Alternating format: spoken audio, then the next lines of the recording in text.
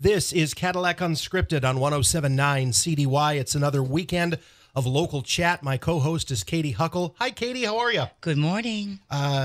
This edition of Cadillac Unscripted is dedicated to an organization that gives back all over the state, all over the country, actually. And we're going to be talking about local and regional United Way activities. That's right. That's right. Yep. It's such an important organization and near and dear to our hearts. In the studio, we have Andy Ulrich, who's our local United Way boss. And with him, we have the regional director, the CEO of United Way of Northwest Michigan, Seth Johnson. Welcome, gentlemen. Thank you so much for having us. It's great. So we're partnering up. We're collaborating. Yeah, we have some really big announcements this week.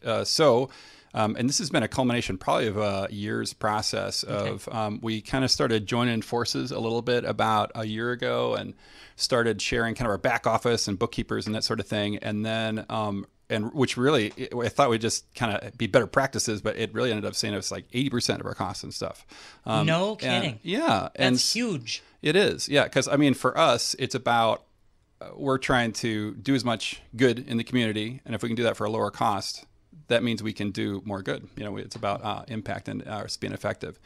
So, yeah, so we've been kind of working with our board. We have a superstar board that has really gotten to know their board. And now we're officially joining forces and merging as of July 1st. We will be the United Way of Northwest Michigan, which is 9 counties now. Is that right, Seth?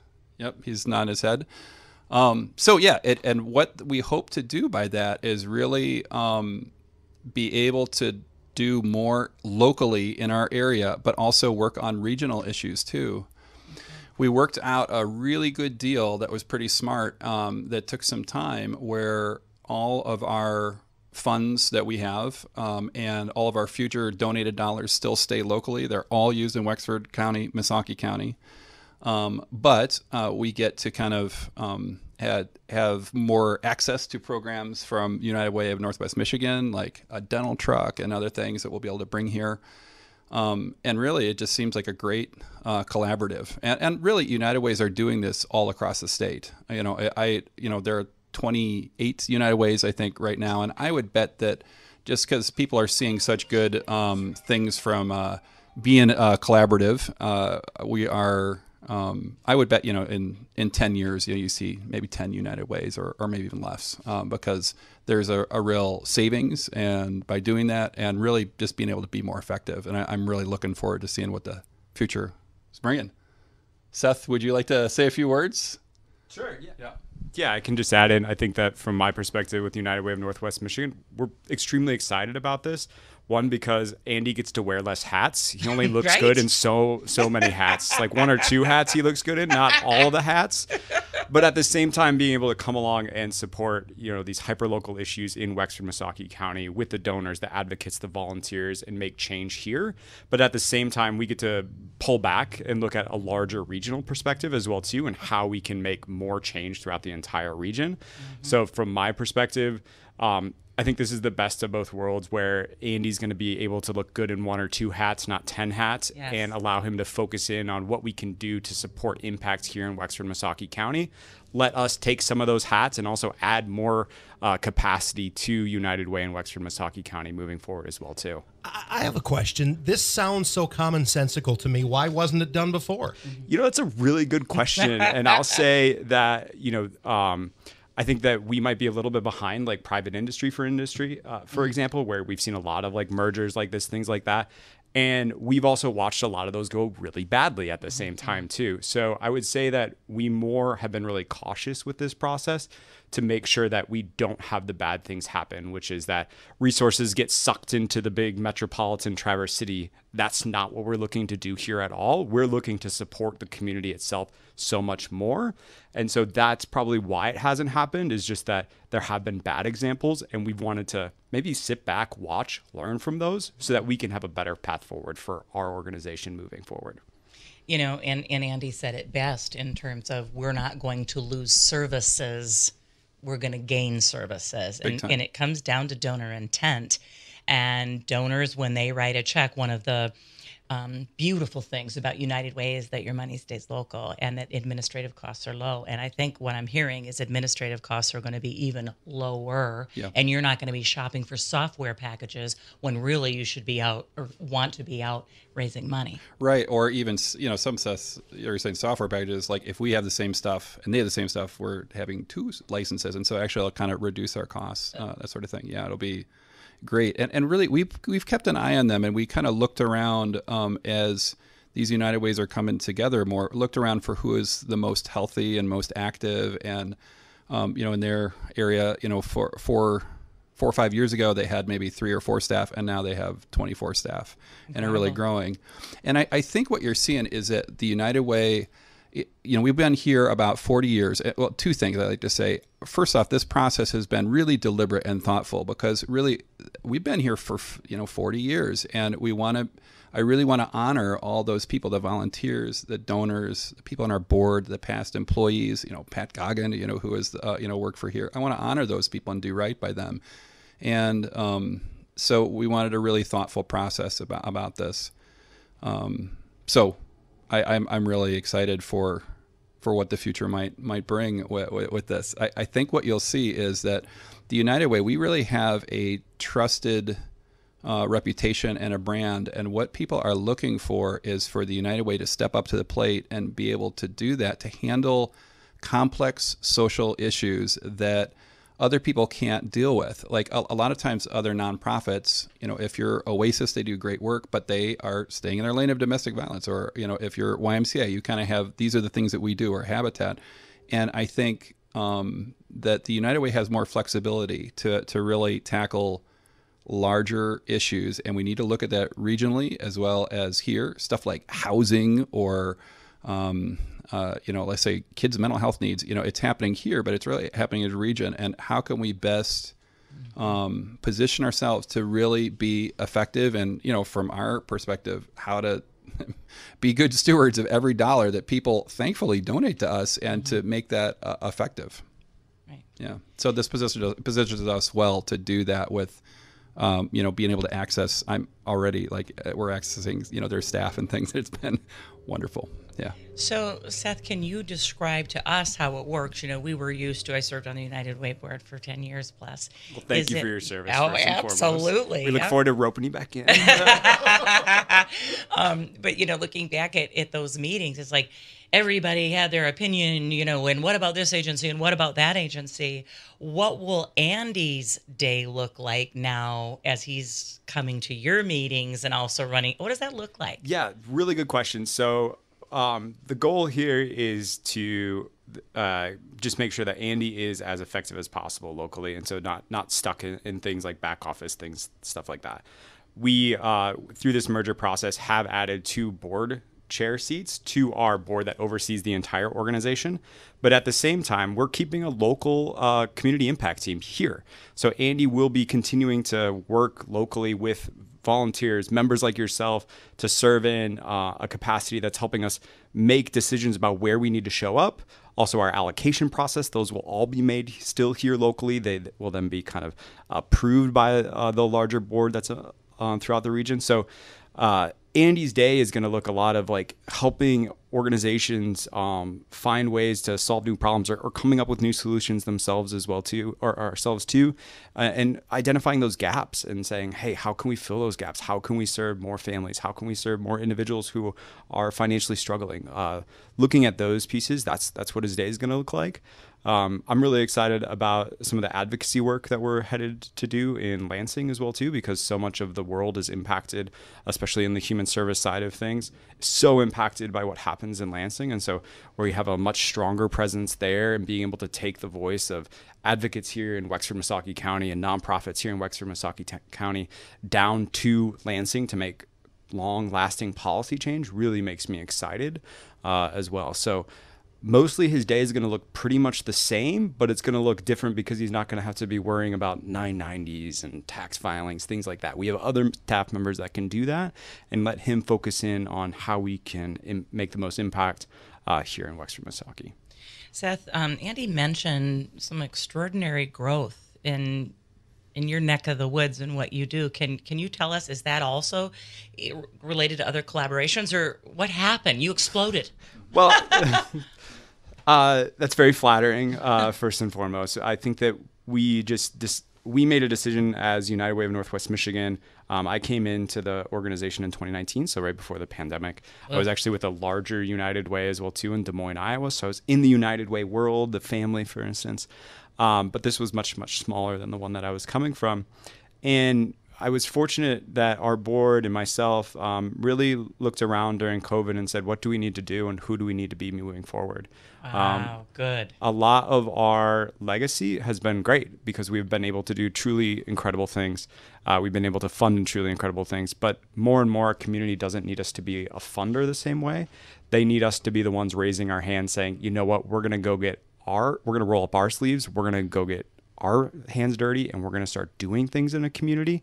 And that decision by United Way of Northwest Michigan board really led to drastic growth these last couple of years as we've gotten into direct service ourselves in the greater Grand Traverse region, as well in Charlevoix and Emmett County. So a lot of that growth has been United Way of Northwest Michigan board acknowledging that, look, our legacy is incredible. We continue to be a funder, but we can do so much more. And now we're going to go do more to make more impact in our homes. And so I think that's been really the testament to it, is us pivoting and saying our community needs us to be something different than maybe our last 50, 60 years. And we need to pivot to what the next chapter of United Way needs to be for our region. Okay. Wow. Andy, question for you. So if someone saw a need in the community and they brought you that need, whereas before it would be more of an agency would come to you and apply for funding and go through that process. Now it sounds to me like when Seth says, roll up your sleeves, what will that look like? If there was a pattern that you saw happening again and again, how could someone reach out to you to see if help was available? Yeah, well, I think we're trying to keep aware of what the community is talking about, and really the United Way is pretty active. We're involved with a lot of organizations. Like we're one of the leaders in the Human Service Leadership Council, which is kind of the top 40 nonprofits here, and we sit on their board and really try to collaborate with other nonprofits and not try to be redundant. That's important, that we're not trying to compete with anybody. If somebody else is doing something better, that's great. But we want to try to enable them to do what they're best at. So couple things. I mean, we love to hear people talk about whatever they're passionate about and open to meeting with just about anybody. Okay. But I think that, we're in kind of keeping that listening to try to look at what I hear is a lot of people saying a lot of the same things about what the problems are. When you're talking about something like, I would say maybe some of our top three is housing in our area, and probably more and throughout Northwest Michigan, like closer you get to the coast and along Lake Michigan, but also like mental health needs, especially kids' mental health needs. Over the pandemic, childhood diagnosed mental illness, increased by 300%. Like 50% would have been massive, and overwhelming to the system, and it was 300%. What do we do about that? Or also childcare, and we work pretty collaboratively. I think you'll see some important stuff happening this year about that. We're working to help, along with the Community Foundation and other people, working really hand in hand to try to bring more capacity to our area. And that stuff is critical for business, for just trying to help working families to have the ability for somebody to move here potentially and get a job. If you can't, have a place for your kids to go to for daycare, then you can't work, and then you're making some sort of choice about, work versus, your kids, and the kids are the most important thing in the world. So trying to help with those issues and more, and really trying to listen to that. And I think that what the United Way is really good at is organizing, kind of grassroots people. I think we're going to be doing a lot with volunteerism this coming up year.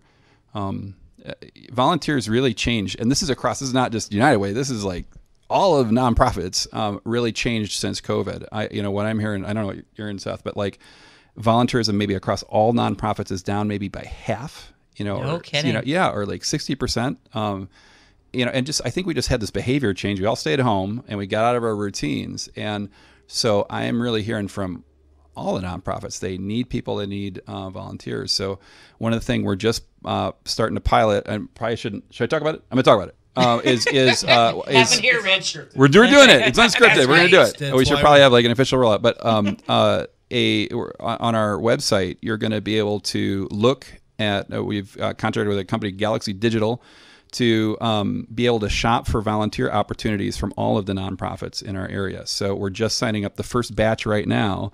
And so let's say you're an older adult and I'm like, I just want to drive people places and, volunteer, to drive. You can look for those nonprofits that might need that, or really for whatever angle you might want. And really what places that I'm hearing, like Habitat or the shelter, they need people to help them. The Habitat for Humanity is building 2 houses this year, and people do it. So, right.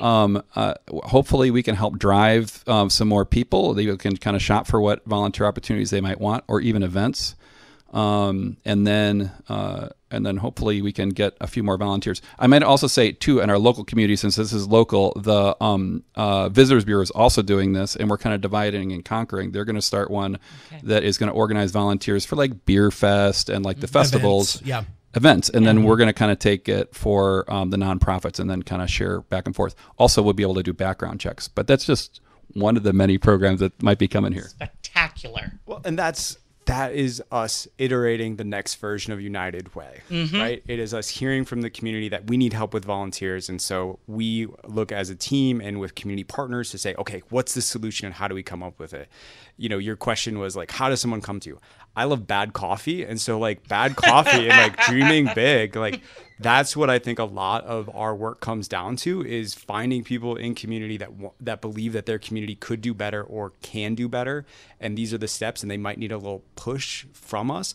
That's what I truly believe in. I think Andy believes in as well too, of how we make this change possible, because we are in this iterative model of what United Way needs to be. And so today we're this version. In 2 months, we could be a different version.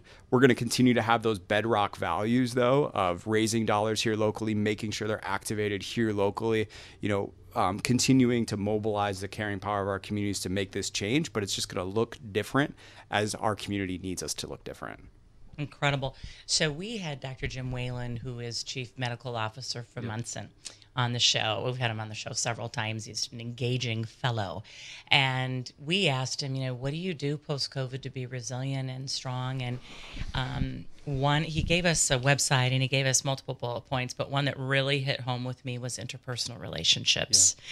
Setting the phone down and setting, the interwebs down, if you will, and picking up the phone, or having bad coffee with somebody, or and volunteering.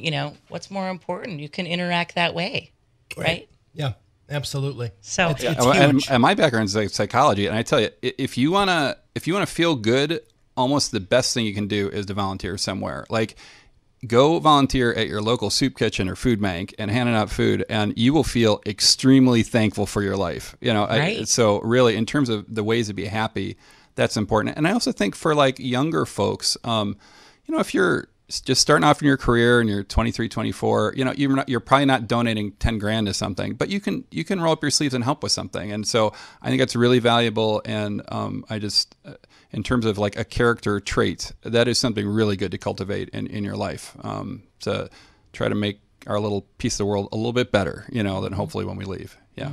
It's, at the high school level, I know a lot of the honor society people, the high school honor societies, the technical honor societies. There's always that level of volunteerism that you're trying to teach at a young age. And I think that's extremely important, because you are building a lifetime volunteer at 17 or 18 years old. Yeah, those values, like instilling that value, and also better understanding your community, because we often live in our own little bubbles and our own little silos. And we know that there are a lot in this region that are much more unfortunate than we are, and that they are financially struggling and they aren't able to pay bills every month. We like to say, when we talk about our ALICE population, which is those that are working, it's asset limited, income constrained, and employed, working multiple jobs. It's a data set that we could talk about, but we might not have time today to dive too deep into it. But it is people that are working really, really hard and still not able to cover the basic household needs. We're talking about Andy has the numbers, so I'll let him talk more about the numbers. But this is kind of building upon the federal poverty level and different data that goes into it. But there's a lot of people in our community that are one flat tire away from an emergency, and you would never know it. Sure. From the outside, you would think that everything's okay, but we don't know how financially struggling so many families in this region are. And that's what United Way we really try to do, is highlight that, one, they're a member of this community too, and that we want to embrace them and try to support them with different programs, things like that. And then volunteerism, that exposure to that, my world is maybe a little bit smaller, and there's other people out there that I need to be exposed to. Andy, I'm going to kick it to you to talk about the numbers then really briefly. Okay. Oh, I want to go over the acronym one more time. Yeah. Okay. I can do that. Yeah. Okay. So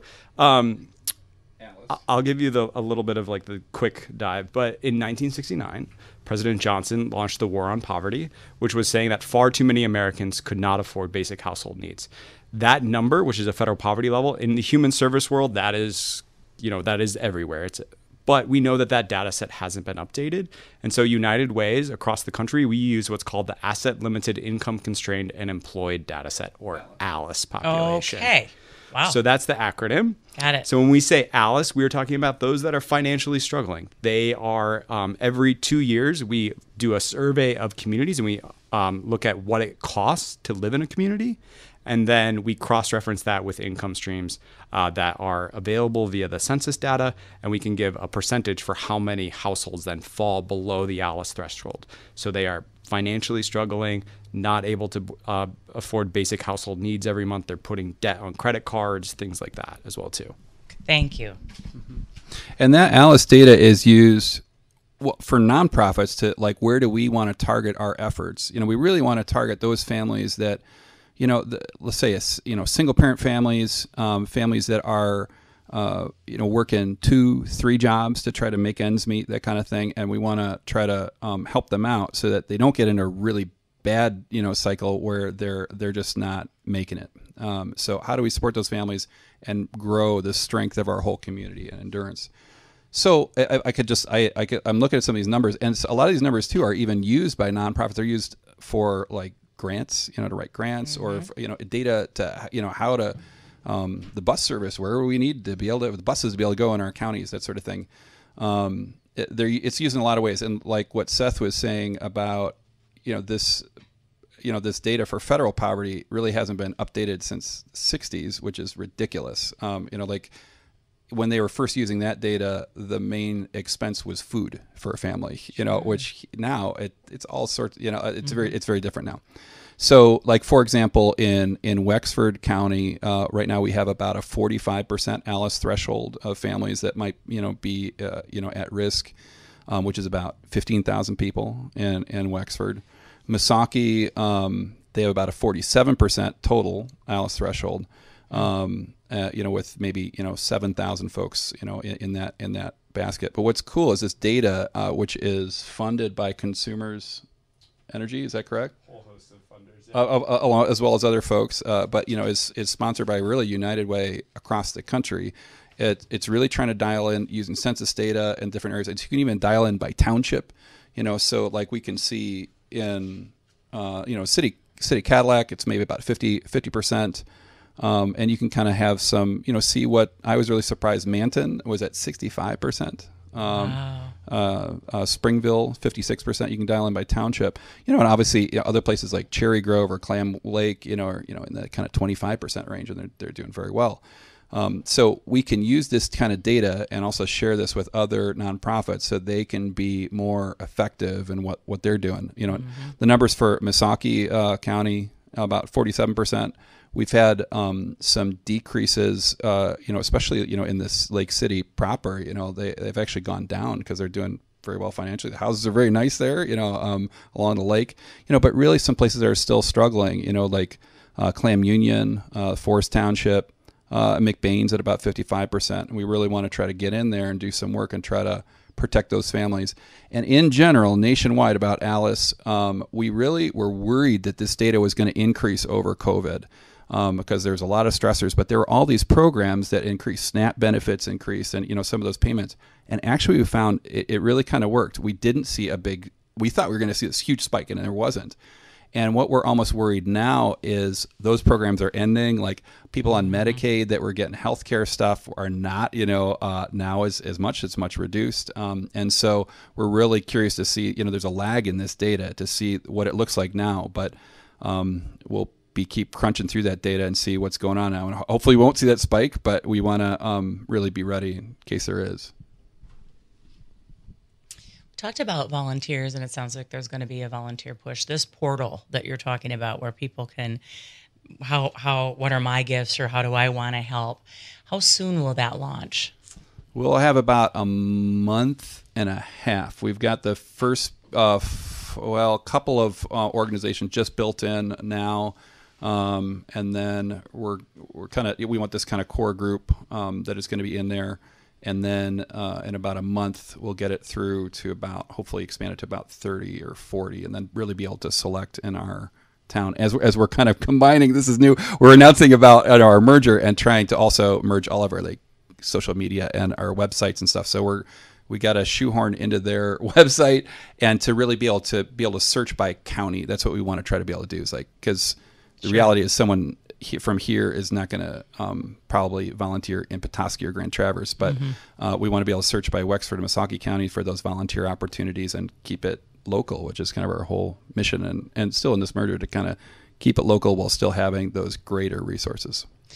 Thank you. Seth, when we talk about volunteering and your volunteer base, and we're talking to our listeners out there with kids, how do we, as parents and as educators and as folks that, can influence young people, how do we explain and take them to the next step of, you want to volunteer, this is going to be fun, and this is going to be life-changing and life-improving?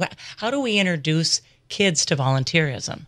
That's a good question. So I have a 1 and 4-year-old. Oh boy! So I'm just bringing them with me, right? That's how it goes. Every day is take your kids every to work. day. No, not quite. But I think that so it's going to be in different phases, right? It has to be, right?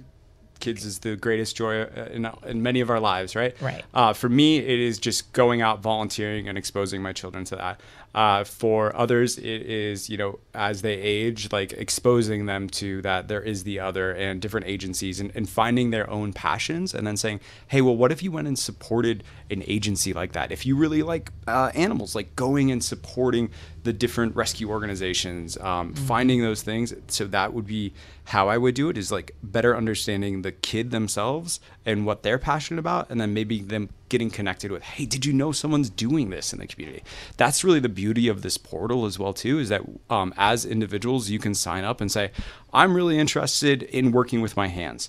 And then you will be connected to different opportunities that are around working with your hands. So these habitat builds, you could be connected to that. This portal will allow you to better understand agencies in the region, what they need from volunteers, and kind of almost do some matchmaking, which is, I'm passionate about this, and guess what? An agency that you might not know about needs that, and what a great combination of those things. So 1, bring your kids. 2, talk to your kids about what their passion is, and then try to connect them to an agency that has a similar drive and purpose as well too. We have a couple of minutes left, and I know change is hard and it's frightening for some people. So what can you do to assure the donating public that all of their money stays where they intend it to be? So I can say a couple of things. First and foremost, that there's 2 board members that we're adding to our board, so they are seeing our financials every month. We budget in a certain way where we kind of treat everything as regions of a bank almost, right? Where we have a Wexford Missaukee region, and we track down to the penny how much dollar comes in from that region, and then we make sure that that much money is going back into that community as well too. So that is our commitment. We have done this. We have experience doing this in Charlevoix and Emmett County as well too. So we are very, very diligent. And when we talked about donor intent earlier, that is one of the most serious things that we take: donor privacy and donor intent. And the donor's intent is for the dollars to stay here in Wexford Missaukee. We will do our darndest to make sure that it stays here in Wexford Missaukee. And I say darndest, we will make sure that it stays here in Wexford Missaukee. Okay. Excellent. Andy, if people have questions about some of these changes, longtime donors and longtime volunteers, what's the best way for them to talk to you and to reach out? Yeah, give us a call. Give us a call at the office. I'd be happy to talk. And really, I don't think you'll need to work hard at that. We're really pretty good about being out in the community, and we'll be front and center when there are other nonprofits there, and hopefully providing some leadership in that and providing some formats for people to get together. But yeah, I'm happy to talk really anytime about this stuff. It's what I'm passionate about. It's what I'm doing every day. For my, my official title, instead of being, executive director, I'm going to switch to community impact, director of community impact. And Ooh, so those are some powerful words. Director of community impact. Well, that's what it's all about, right? That's why Yes. we're all in this thing, is we want to impact our community, and how can we make it better? I'm going to love doing that. But I think in general, you won't see huge changes, at least in terms of what I'm doing or what we have done in the past and supporting other nonprofits. I think what you will see is more stuff be added to that. That's really good.